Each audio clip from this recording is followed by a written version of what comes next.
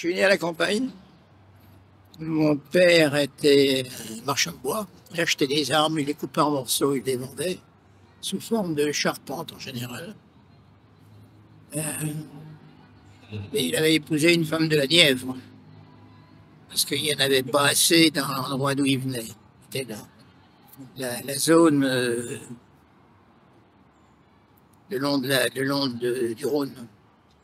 Donc la partie Ardèche, c'est pas comme ça.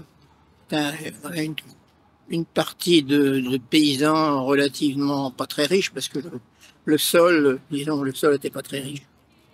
Mais ils avaient beaucoup d'enfants. Une partie qui les permettait de vivre, c'est le tabac. Donc mon père et tous ses frères et sœurs, il avait une sœur, et 5 ou 6 frères ou 7, je sais plus. C'était vraiment des familles nombreuses, hein. Ils étaient tous plus ou moins paysans. Et comme ma mère a épousé un petit industriel de la Nièvre, c'est-à-dire quelqu'un qui avait une scierie, ben, elle s'est mise au bois, on peut dire. Et, et mon père a suivi, quoi, à faire des planches, des madriers, des poutres, tout ce qu'on veut, quoi. C'était pas un mauvais coin d'ailleurs pour faire ça, parce que la Nièvre, c'est un pays, il y a beaucoup de chênes. C'est pas le meilleur chêne de France, mais c'est un chêne intéressant. Donc, pourquoi est-ce que j'ai fait Polytechnique? Ben, je ne sais rien. C'est parce que mon grand-père maternel disait, ce petit garçon, il est très intelligent, il faudrait lui faire des études.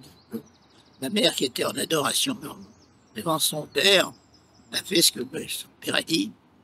Donc, on l'a donc mis dans un lycée. C'était pas un lycée, c'était une institution catholique, parce que ma famille était très catholique. Donc, c'était à Nevers. Et là, ben, j'ai passé le bac, le super bac, toutes les séries du bac. Après, ben, les gens qui les conseillaient dire, ben, il faut pas s'arrêter là.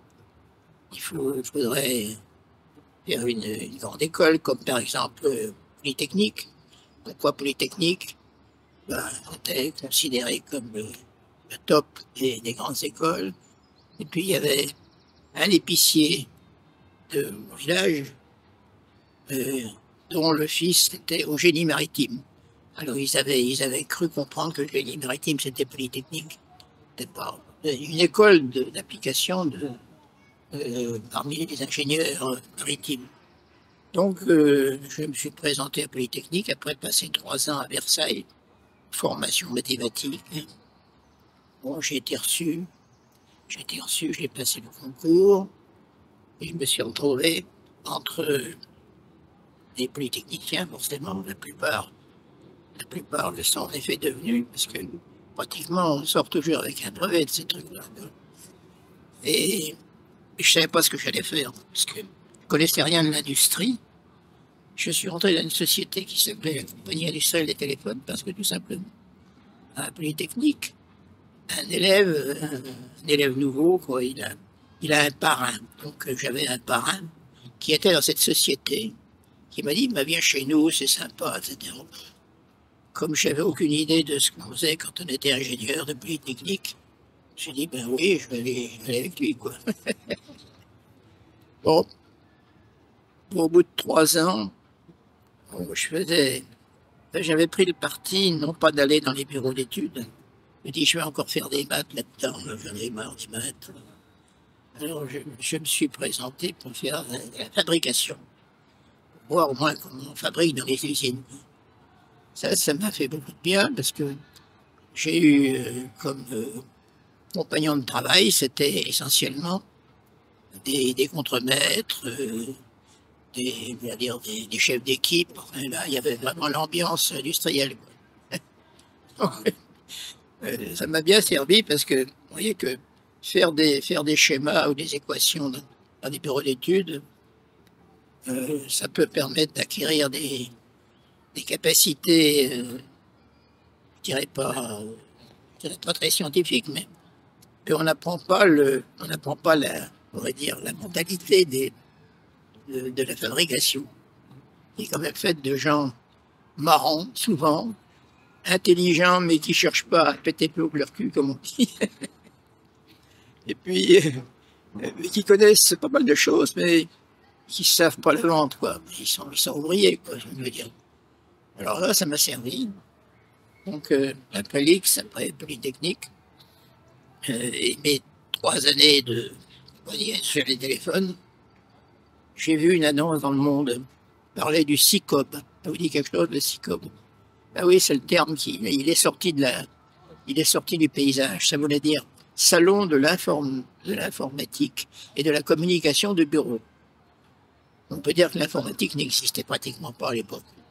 Elle existait aux États-Unis avec des grosses machines déjà, et elle existait un petit peu en Europe, des petites machines, genre calcul de bureau, quoi.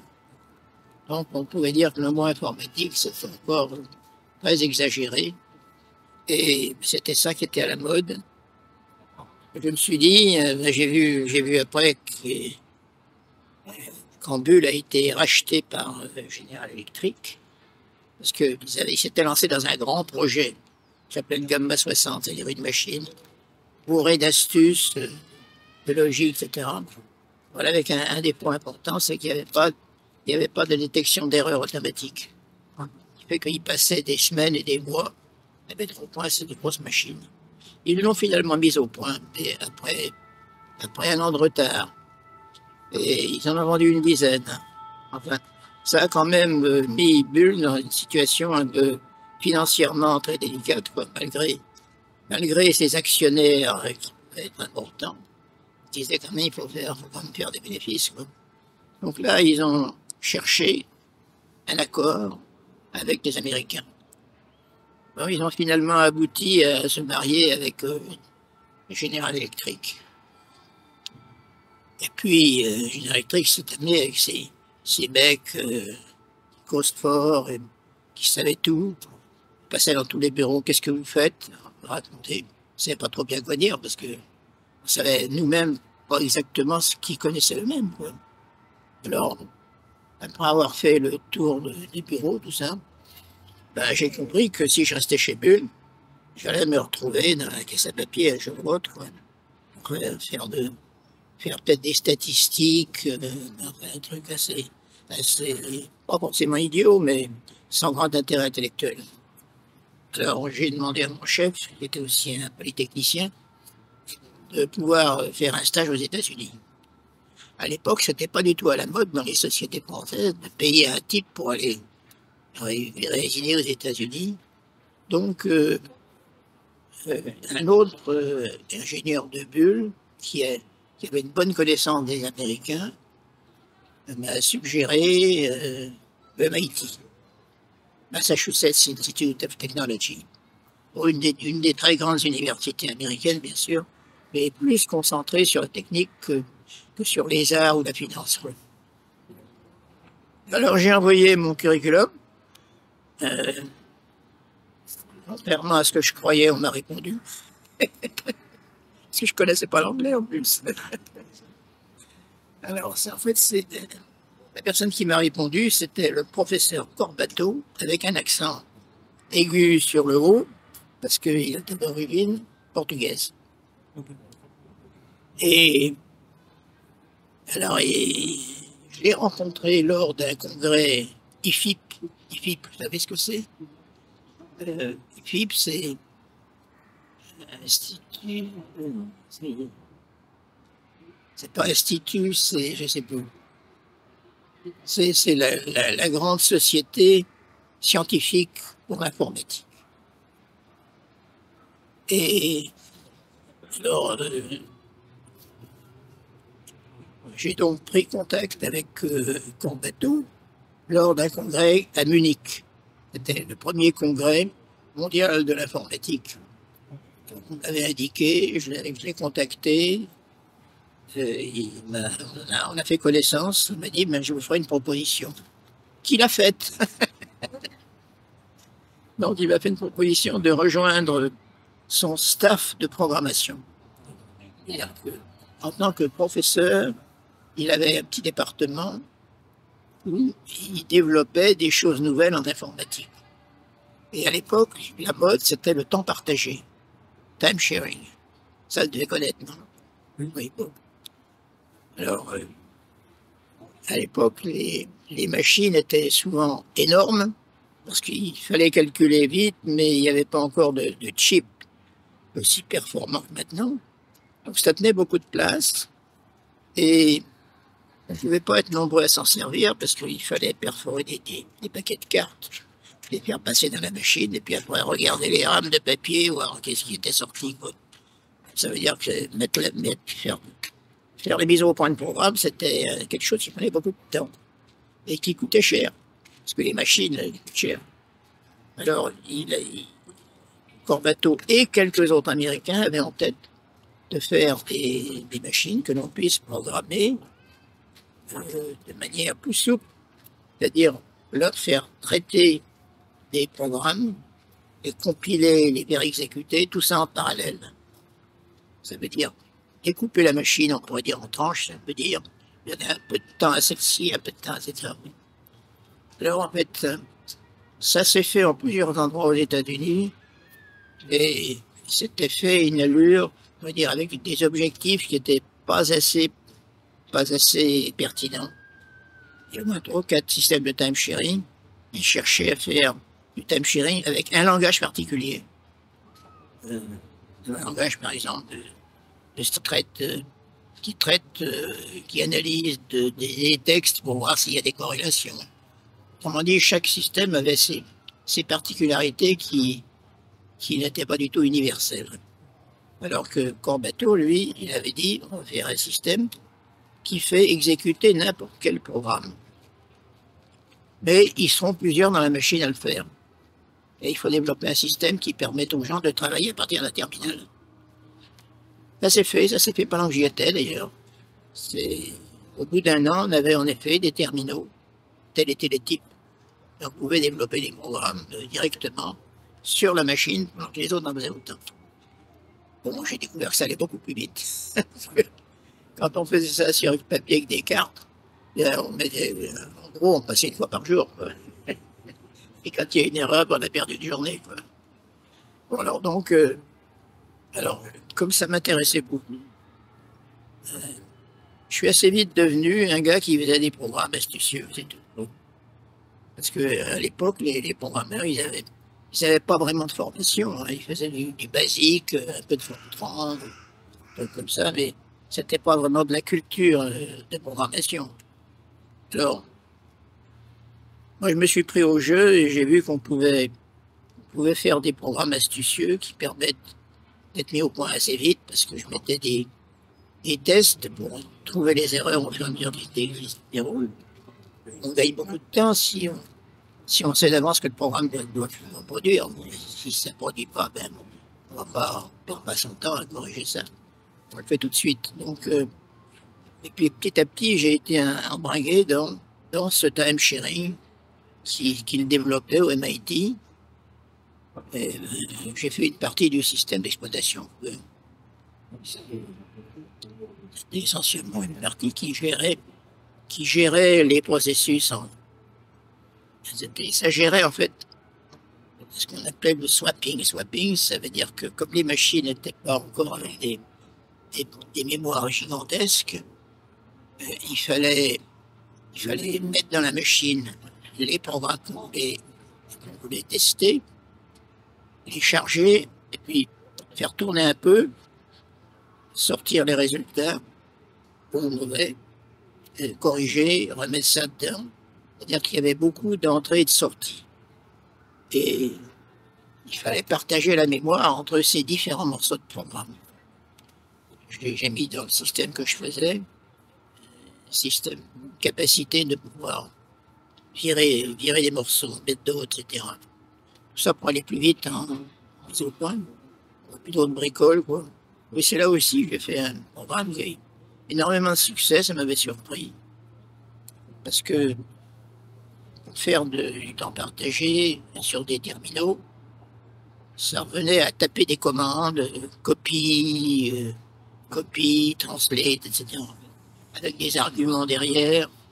Bon, à chaque fois, c'était un peu la même chose, mais c'était pas le même programme. Il fallait donc qu'il y ait des paramètres particuliers, et puis on pouvait mettre au point qu'une seule commande à la fois. Bon. Alors, je me suis dit, mais une commande, c'est du texte.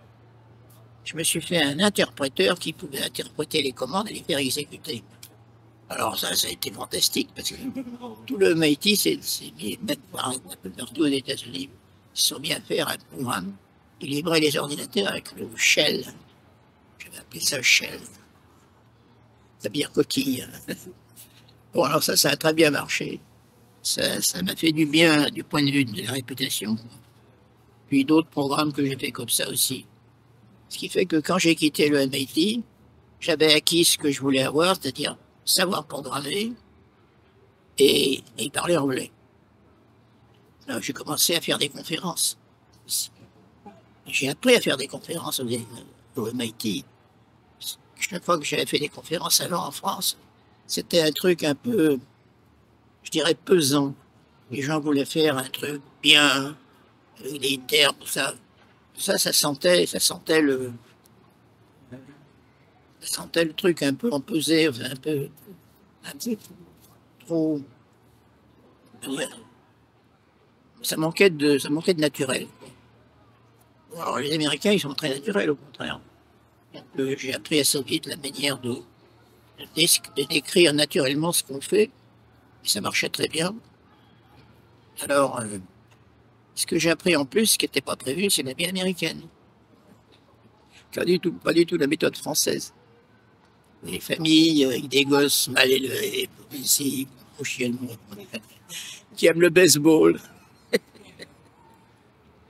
Bon, et puis, dans le fond, la mentalité, tout au moins dans le Massachusetts, mais je crois qu'elle est un peu générale aux États-Unis, c'est un très grand facteur d'hypocrisie, quoi. C'est-à-dire que on est toujours très content de ce qu'on fait, on va pas raconter des salades là-dessus, hein.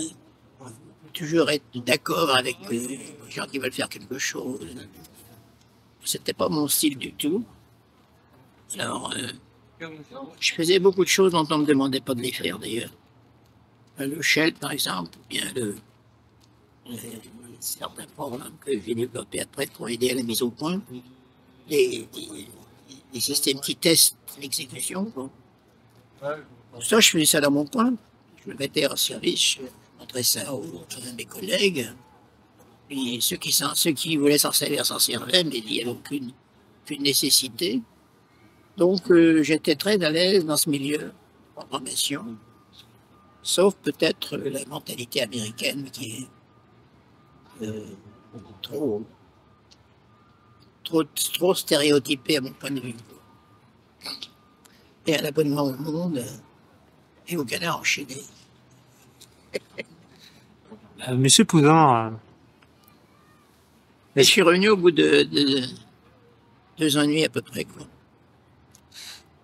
Monsieur Pouzin, est-ce que vous avez un message pour la jeunesse, pour celles et ceux qui veulent réaliser leurs rêves, leurs projets? Est-ce que vous avez un message pour eux? Déjà, il faut en avoir un rêve. Et la première chose, c'est de rêver avec suffisamment de perspicacité et on pourrait dire, de sens pratique pour savoir que c'est réalisable. Parce que si vous êtes tout seul à avoir un rêve, il ne faut pas compter beaucoup sur les autres pour le partager.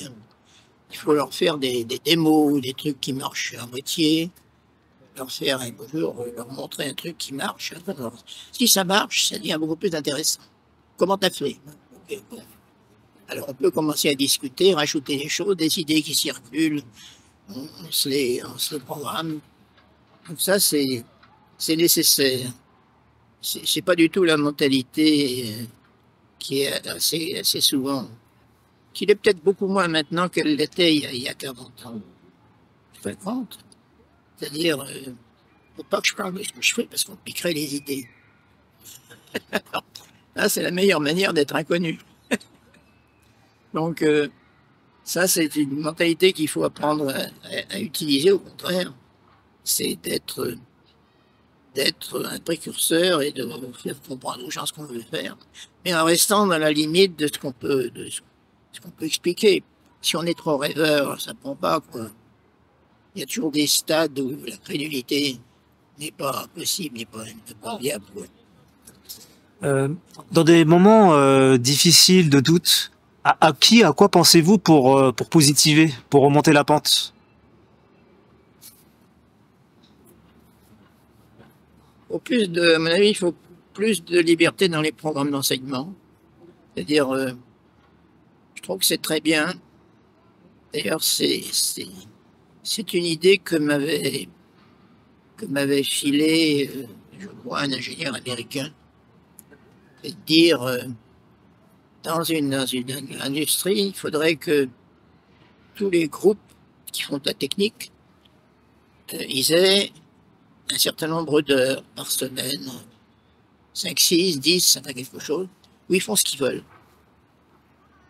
On leur demandera pas de compte. Ben, ceux qui n'ont pas d'idée, ben, ils font rien. Ceux qui ont des idées, ils essayent. Et évidemment, ils en parlent parce que si on leur dit de faire ça, c'est bien pour qu'on en parle. Hein. C'est pas pour se cacher. Donc, à mon avis, ça serait une première chose à faire. Une deuxième, c'est qu'ils lisent des choses qui sont écrites. Qu'ils essayent de comprendre ce qui a été écrit par d'autres.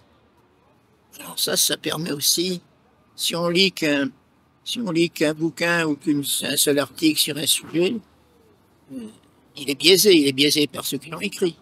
Donc il faut en lire un certain nombre qui se confrontent ou qui se détruisent les uns les autres. Il faut savoir que là-dedans, la vérité, elle n'est pas universelle, que ça dépend des gens qui les ont eus, puis ça dépend aussi de la manière dont on va les propulser. On va l'enseigner ou convaincre les gens de participer. Quoi. Donc le fait de pouvoir travailler en groupe, c'est essentiel dans ce domaine. Et pour qu'il y ait des groupes, il faut qu'il y ait suffisamment de communautés, de participation. Est-ce que vous avez une définition, par exemple, vous, du futur Internet? Pour vous, c'est quoi le futur Internet? Ben pour l'instant, c'est RINA, mais il y en aura d'autres après, hein, forcément. Parce que dans ce milieu, quelque chose qui dure...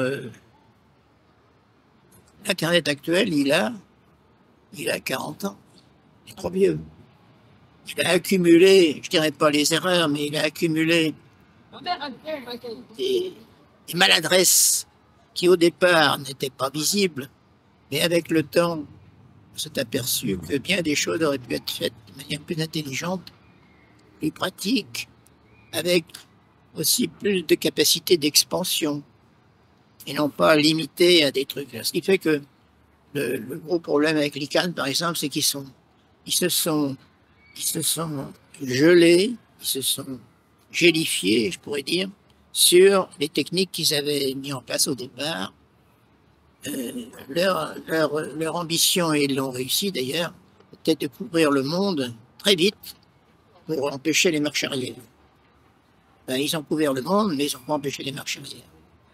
Et finalement, c'est obsolète, beaucoup plus obsolète que ça ne l'aurait été s'ils avaient accompagné, s'ils avaient accepté que ce qui a été fait les premières années, il fallait le mettre à la poubelle et faire mieux. Quoi.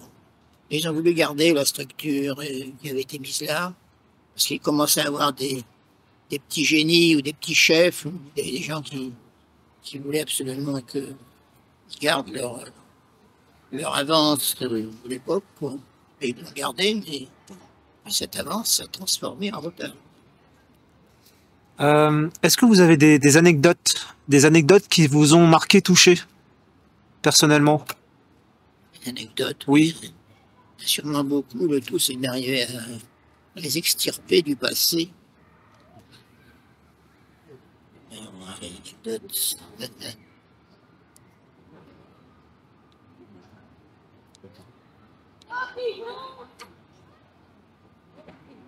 Une anecdote, mais c'était souvent les anecdotes on va dire, de la vie courante. Ça consiste, par exemple, à faire un programme pour faire une chose que tout le monde dit ça ne marchera pas. C'est arrivé plusieurs fois, mais c'est arrivé à d'autres aussi, je pense. Et bien, on le fait et ça marche. Ah bon. Ça, c'est les petites anecdotes. C'est assez courant. Je dirais, je dirais que ça fait partie normalement de, de la nécessité de progresser.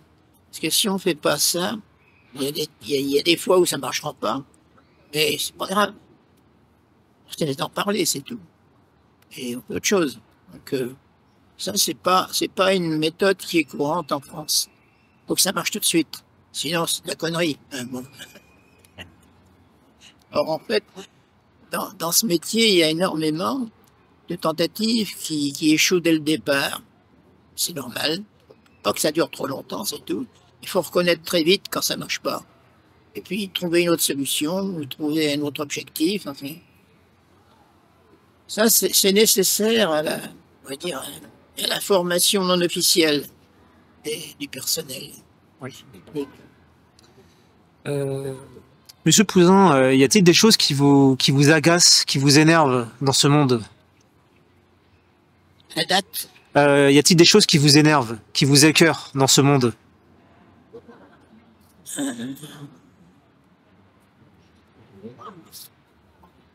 ce qui m'énerve, c'est la capacité de nuisance des grandes sociétés industrielles. Ça, j'y peux rien. J'ai pas le pouvoir d'y changer quoi que ce soit. Mais des gens dans des bureaux qui n'ont jamais eu de véritable formation, je dirais pas forcément scientifique, mais au moins qui soient au moins pragmatiques. C'est-à-dire qu'ils sont capables de reconnaître est-ce que ça marche, ou est-ce que ça va marcher, et si ça va marcher, dans combien de temps, avec qui, quels moyens il faut y mettre, etc.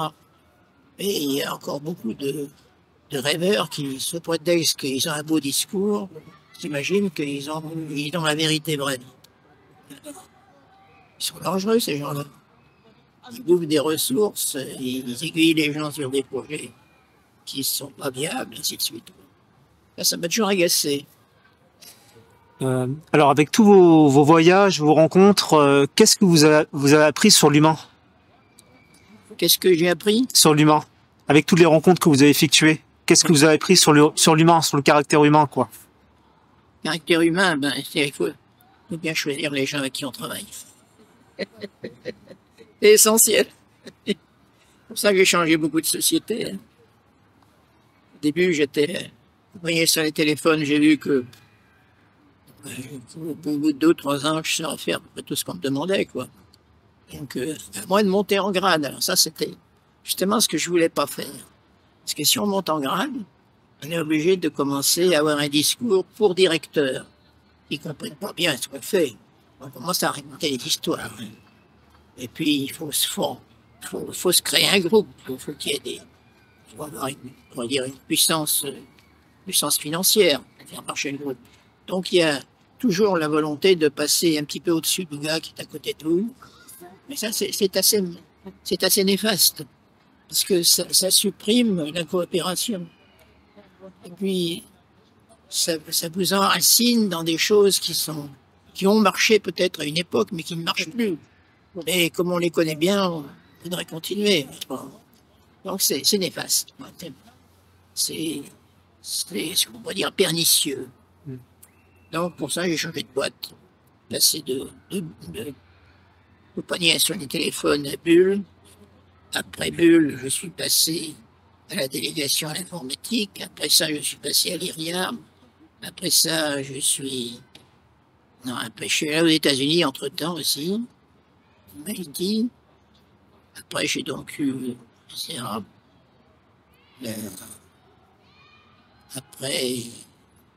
après Bull, c'est nettement après Bull. Ma liste exacte, il faut que je creuse un peu.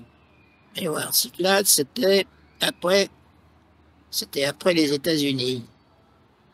Oui, ça, c'est un truc que j'ai changé parce que c'était du temps de De Gaulle. Les penseurs il y avait à l'époque une volonté de recréer, on va dire, un centre intellectuel pour faire avancer l'informatique en France. C'était l'époque qui était juste avant la bombe. Alors, De Gaulle voulait la bombe. Donc, on ne pouvait pas dire uniquement qu'il y avait la bombe, il fallait mettre autre chose avec. Donc, il fallait faire de l'informatique plus moderne. Hein. Donc, il ne savait pas trop quoi. il y avait aussi le fait de vouloir créer une sorte de bloc, de bloc de société informatique en Europe. À l'époque, il y avait IBM, Bull, puis des tas d'autres constructeurs américains. Donc la France ne faisait rien là-dedans. Avec des petites machines qui n'étaient pas mauvaises, mais qui n'avaient pas de capacité d'évolution bien loin, quoi. Donc ils cherchaient à faire quelque chose qui change ça. Donc ils ont envoyé aux États-Unis un groupe d'ingénieurs pris dans différentes sociétés françaises pour aller voir ce qui se passait aux États-Unis. Alors c'est là où ils ont découvert le temps partagé, le trip sharing. Alors revenus en France, ils ont réfléchi, ben, il fallait faire du time sharing en France aussi. Parce que ça avait marché aux États-Unis, n'est-ce pas? Ça avait marché en France aussi. Et puis, il fallait également placer la C2I. Vous savez dire quelque chose, la C2I? Non, oui, ben, elle a disparu. C'est une société qui avait été créée du temps de Gaulle pour devenir la grande société française d'informatique. Au milieu de Siemens, Olivetti, etc., des gens qui étaient plus forts que les Français, quoi. Donc, ils avaient créé une société qui appelait C2I, Compagnie industrielle de l'informatique. Et très vite, ils ont compris qu'il fallait trouver un moyen de noyauter ça au niveau de l'Europe. Ils avaient donc commencé à faire des échanges avec d'autres pays. Ils essayaient de faire un bloc industriel au niveau européen. Alors ça, un beau jour, entre-temps, j'étais passé chez Simca, faire des bagnoles. Parce que j'entendais dire partout, oui, mais l'informatique c'est bien, mais finalement, ce qui compte, c'est les applications. Ah bon? J'avais dit, ben, oui, pourquoi pas. Alors, j'ai passé 2 ans chez Simca, faire des programmes d'application. Enfin, j'étais patron de la programmation là-dedans. Alors là, ça m'a été extrêmement utile aussi de comprendre la mentalité industrielle. Les vieux renards qui se bouffent entre eux autant que possible. Même ils sont pas bêtes, quoi. Mais ils cherchent surtout à se démolir les uns les autres. Ils font quand même des bagnoles. Alors ça m'a appris beaucoup de choses. Et j'ai pas recruté, j'ai amené des gens de l'extérieur avec qui j'avais travaillé, justement. J'ai introduit chez Simca des gens qui avaient fait du temps partagé, d'autres choses, qui avaient fait des bases de données, toutes choses que les gens de Simca connaissaient pas du tout, quoi. Alors ceux-là, ils espéraient bien que ça marcherait pas pour montrer que c'est eux qui avaient raison. Et ça marchait, pas de bol, quoi. Et alors c'est après ça que j'ai eu l'épisode de on passe un coup de fil pour dire ben le gouvernement voudrait faire un réseau français de bases de données. Alors pourquoi les bases de données? Ben, c'était à la mode, c'est tout. Donc ils voulaient des bases de données, sans savoir pourquoi. Alors j'ai dit oui, je peux faire ça, mais il faudrait que ce soit comme l'ARPANET. l'ARPANET, ça me dit quelque chose. Bon. Alors j'aurais dit ben oui, je vois ce qu'on peut faire, mais ça ne sera pas comme l'ARPANET. Alors j'ai recruté quelques gars en quelques mois, j'ai retrouvé 3-4 gars certains que je connaissais parce que je les avais eus à la météorologie avant, parce que j'étais aussi à la météorologie, mais j'étais employé par une autre société. Parce que là, je vous cite le détail aussi. La météo avait commandé une grosse machine General Electric pour faire de la prévision. Mais ils savaient les algorithmes qu'il fallait mettre, mais ils ne savaient pas du tout utiliser une grosse machine. Alors, ils avaient donc commandé à Bull une machine General Electric. 3-4 mois plus tard, General Electric a abandonné la commercialisation de cette machine en Europe, il trouvait qu'ils ne gagnaient pas assez d'argent. Alors, que fait-on à la météo? Et ils ont refait un appel d'offres. Et comme il était déjà convenu que j'allais faire leur système de prévision sur General Electric, ben, ils m'ont demandé si ça m'intéresserait de faire autre chose, quoi. J'ai dit oui, ça m'intéresse. Alors ils ont dit bon, on va tâcher d'arranger pour essayer de convaincre Bull de prendre une machine contrôle data qui va très vite Et puis tu feras le système, et puis c'est Bull qui va l'avant. Le directeur de Bull a dit. Alors j'ai donc quitté Bull, passé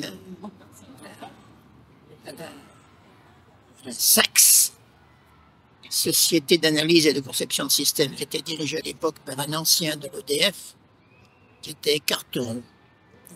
Il est toujours connu d'ailleurs, parce qu'il a quand même pas mal influencé le milieu.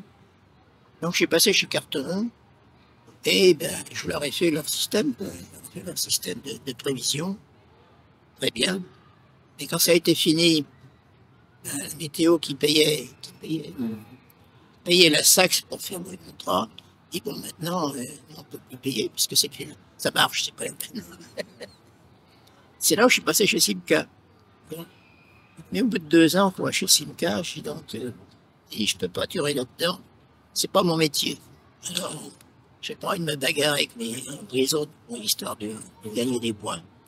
Je veux simplement faire de l'informatique. Donc, j'ai répondu à une petite annonce. Et, chose surprenante, on va dire, ben, si tu veux, le gouvernement va faire cela. J'ai dit, ok, ça marche. Donc là, je suis passé d'abord à un ministère de la Recherche, puis ensuite à cet institut qui avait été créé juste avant, c'était l'IRIA, qui maintenant s'appelle l'INRIA. C'est là où j'ai fait Cyclade. Monsieur Pouzin, est-ce que vous voulez remercier des personnes qui vous ont, qui ont contribué de faire de vous ce que vous êtes en termes de valeur? Remercier des personnes. Alors ça, c'est pas, disons, je suis pas un pratiquant des remerciements. C'est plutôt, je crois que le meilleur remerciement, c'est de créer l'ambiance dans laquelle ils font ce qui leur plaît. Et après, on se marre entre nous. La meilleure façon d'obtenir l'équivalent des remerciements, mais sans avoir à se casser la tête, quoi. Donc, c'était plutôt ça. Moi, j'ai écrit pas mal d'articles, certains avec mes collègues, pas tous, parce que aussi la manie de d'écrire des articles la nuit, ça ne convenait pas à tout le monde, quoi. Puis, si on mélange trop de gens dans un article, le style n'est plus très convaincant. Oui. Donc il y a une certaine unité de style quand on fait des choses importantes. Mais j'en ai quand même fait un certain nombre avec des collègues. Alors cela dit, mais je leur ai pas piqué leurs idées, contrairement à ce que feront d'autres. À l'université, c'est pas rare que le chef professeur fait travailler ses débutants. Alors, il leur donne des vagues conseils, mais en fait, quand ils ont des idées, ils les piquent. C'est beaucoup plus courant en médecine, je crois. En informatique, c'est moins courant parce que les gens sont plus bavards, peut-être. Oui, donc, mes reconnaissances, c'est plutôt que j'ai toujours des collègues de Cyclade, je sais pas quoi, avec qui on fait un dîner 2 ou 3 fois par an, quoi. On se connaît toujours. Malheureusement, il y en a déjà 2 des très bons qui sont morts. C'est pas moi qui les ai assassinés, mais des maladies comme les cancers. Il y a eu 2 cancers. Alors, dernière question. Est-ce que vous avez un projet qui vous tient au cœur, que vous voulez mettre en place? Actuellement, c'est RINA, tout simplement. Moi, j'en ai pas 2 à la fois. Hein. Ça prend trop de temps. Et puis, si on tient un discours sur RINA, on ne peut pas tenir un discours sur la manière d'élever les chevaux. Hein. Je sais pas, on ne peut pas trop mélanger les arguments parce que les gens n'y comprennent plus rien. Donc, je me suis toujours limité à un projet à la fois. D'accord. Après, je crois que ce sera la grande retraite. Là, je suis déjà en retraite depuis, je suis dans ma 3e retraite. Je n'ai plus d'employeur. Et je continue à travailler. Pendant un certain nombre d'années, je faisais aussi de l'enseignement. Bon, là aussi, j'ai constaté qu'on ne peut pas faire le même enseignement trop longtemps. Il faut changer d'approche, de sujet, de relations aussi éventuellement.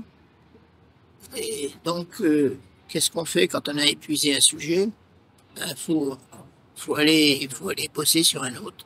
Ça prend du temps, c'est là où quand vous apprenez une nouvelle théorie, enfin, une nouvelle manière de faire le travail, c'est difficile à gérer en même temps qu'un autre. De se consacrer au maximum sur celui qui doit aboutir. Les autres, on verra après, hein, s'il en reste. Bon, bah, Donc, donc là, j'ai pas à dire, aujourd'hui c'est Rina, maintenant.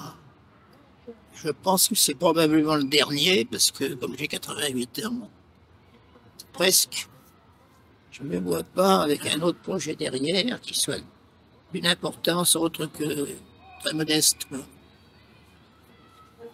bon, bah. Sur ce, Monsieur Pouzin, merci beaucoup.